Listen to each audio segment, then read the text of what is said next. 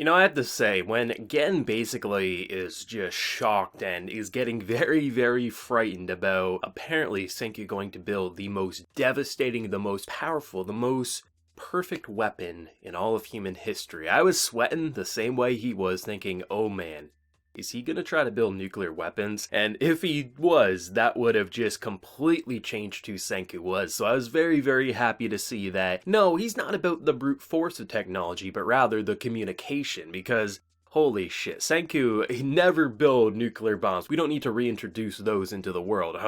I was sweating just like him, and I loved his reaction because I really felt like it mirrored what I would look like should I be an anime character listening to what I just heard. I just loved that so much. But what this episode did, I think it really, really highlighted how strong of a character Senku is. And obviously we've already known that, but for how many episodes now has it been on his perspective? And I actually thought we were going to completely shift over to the Tsukasa Empire or something like that, because for the first 5 minutes of this episode, it was focused on their village. And at first, I was a little like, something feels off, and I realized very quickly that it's not that these characters are weak. In fact, every focal character who has the time to actually talk and be more than just a mindless soldier fighting for someone, they're all good characters. Like, literally everyone has an interesting personality and develops in some way. Hell, we're even seeing Magma and things like that. He's no longer just this, evil, macho man. He's just more of a proud warrior. All the characters in Dr. Stone are good. However, Senku is just such a great character,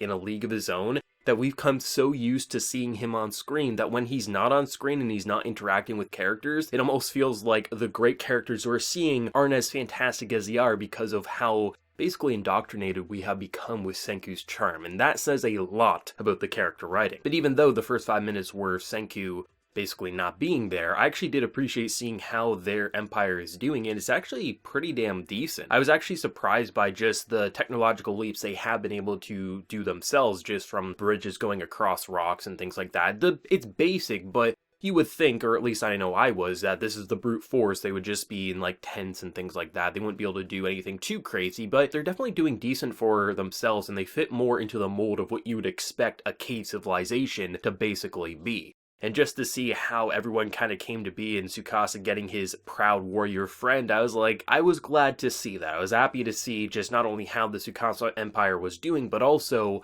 why he revived certain people and just how their society functions. The women waiting for the macho men, the maybe not as strong of soldiers, but they're trying to hunt and make Tsukasa impressed. It really does show you why he was able to do what he did in such a short amount of time, because not only does Tsukasa have a charming voice, he's handsome and he's strong. He literally has the charisma and the physical capabilities to lead because no one can beat him. I thought it was a nice introduction, even though I was like, man, I wish Senku was here to interact with them. It still was a pretty great introduction, and I was totally fine with this just being a Senku not focused episode whatsoever, so I was surprised when it did switch back, but it did make sense for the narrative flow. Though I will say, I don't remember my heart sinking as much as it did in Dr. Stone in quite some time. Not since I thought, the pill didn't work and we were going to lose the village priestess. The idea of just the diversion and just the attacks, and you're thinking, okay, it seems like they pushed him back, and then to see the village burning, that was a very sad sight to see. It was something that, yeah, as long as the people are fine, you can rebuild, but Senku just became village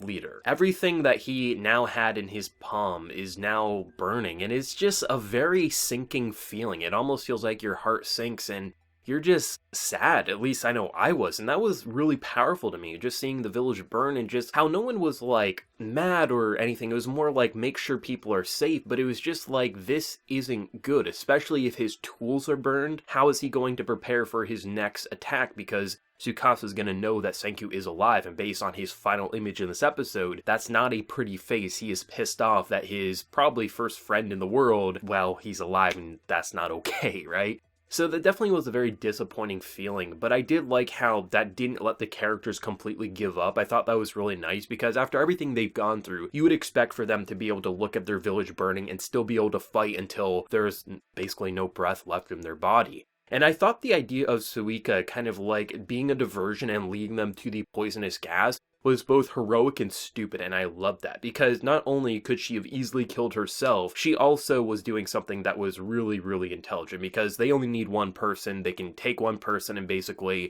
they can negotiate their way to freedom because they care for everyone, whereas the enemy side, has no problem throwing people off a tree to make sure that the poisonous gas is gone. But I do like the returning little things that we've seen in the past, like the whole idea of it's like, oh, seductive god is coming to hug you, and then she turns into a demon who's going to eat your flesh. She really is the embodiment of a yandere girlfriend, basically, in the Dr. Stone world. And I thought it was kind of cute just seeing how, like, they're all freaking out, being like, does this man seriously, like, control gas? And Senku, if he sees people stupid enough, he'll just be like, absolutely, I did that. And hey, I'm gonna leave now. You better stay up there for a million seconds. He's like, I'm not gonna stay up here for a million seconds, and then of course they die. I thought it's nice how there are these like mechanics and just little elements that we've seen in the past, and they still can find new ways to incorporate them in future episodes, because this empire have never seen this gas, at least since they've woke up, and I love that. It's such a fun little gimmick and actually pretty brutal when you see how many people did actually die from that gas just because they need to test it to see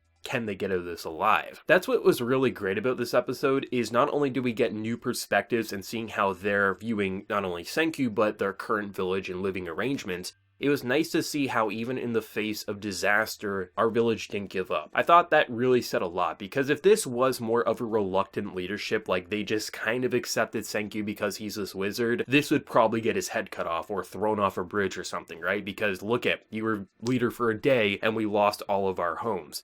But Senku did invoke the confidence of people, and I think that's what really is a testament to this character development here, is that they can rebuild. They can rebuild their stuff, and they're already starting to do that. The bridges are being repaired, the homes are being repaired, and no one is looking at Senku with dagger eyes. Rather, they're saying, what do we do? And he is always giving confidence. Even when Senku doesn't believe he has the answer, he makes people believe he does. And I thought the idea of dropping the bombshell that they're going to build cellular devices, and obviously not a smartphone in this time period, but basically a communicator, was pretty damn amazing, especially since there was foreshadowing to it with Taiju and Senku before they parted ways, talking about cell phones. It was there all along, and we completely forgot about it, or at least I know I did. I think it totally makes sense, especially if you look at the blueprint that they laid out. It logically can happen. It's not impossible. The only thing that would be impossible is if they had to do like, you know, a smartphone and they're going to have a chain of social media. Obviously they can't do that yet. But the idea of sending their voices through a distance, absolutely they could do that. And I thought it was actually pretty hilarious, but also kind of amazing just looking at characters discussing, wait, you can be here, I can be here, and we can talk? Well, no. This has to be magic. And I love that. That's one of my favorite parts of Dr. Stone, is not only just like rebuilding the technology and introducing it to a world that either has never seen it or hasn't seen it in a long time. This is stuff they've never heard of. These are characters that have been born into this world having no idea what a phone is, what a smartphone is, what the internet is. This is sorcery to them, but because they now trust in their leader as not being some devil or god or something like that, he is just a man with intelligence that they can't comprehend. I thought it's just always charming. No matter what they introduce, they find new ways to naturally, if we could bring back a stone person or just someone who's never seen technology, a hermit, and just say things like, hey, I'm going to go to Wikipedia and figure out what this culture did in the past. They're going to be like, wait, you can just like use your magic box and it will give you information? No, that's crazy. That's what's so great about Dr. Stone. Like the core thing that's amazing is Senku and how he can rebuild all that was lost. All the characters interacting with his brilliance really does add this layer that is just so charming and amazing, and I can't help but fall in love with it. And I am very excited for Taiju to be reintroduced to this cast, because how long has it been since we saw him? And he's going to play the mole in this organization. They're going to be talking, leaking information where they can attack. It's going to be fun, especially since they're going to be taking the fight to them, which they all pretty much unanimously agree. However, with that communicator, should it work, it's going to be pretty fantastic. But the thing that's always made this whole rivalry between Tsukasa as well as Senku is that Tsukasa's not an idiot. He's not just like this big brute force. He's intelligent. He knows when to call their bluff, and I don't think he's going to be taking his eyes off of Taiju anytime soon, especially knowing that his friend is now alive. He's going to be very closely monitoring him and seeing should he do anything fishy, he'll probably kill him without a second look. He'll just be like, nope, this guy's shady, I don't want to take the chance. That's what's incredibly intense about this entire situation and why this episode really excelled. I have no problems admitting that the first 5 minutes, or at least for the first couple of those minutes, I was worried. I was like, man, am I really not going to get to see my boy Senku anymore? Because he almost has me as a devoted follower at this point. His character writing is so damn strong that I always want to see him on screen, because that's how great of a character he is. In fact, I would go as far to say He is one of my favorite characters of 2019, without a doubt. He is such a brilliant mind and such a kind-hearted soul. But everything about this episode, there was so many little ideas at play, and it really did build a mini movie in a lot of ways. It almost felt like we were at like the second point of a trilogy, and we're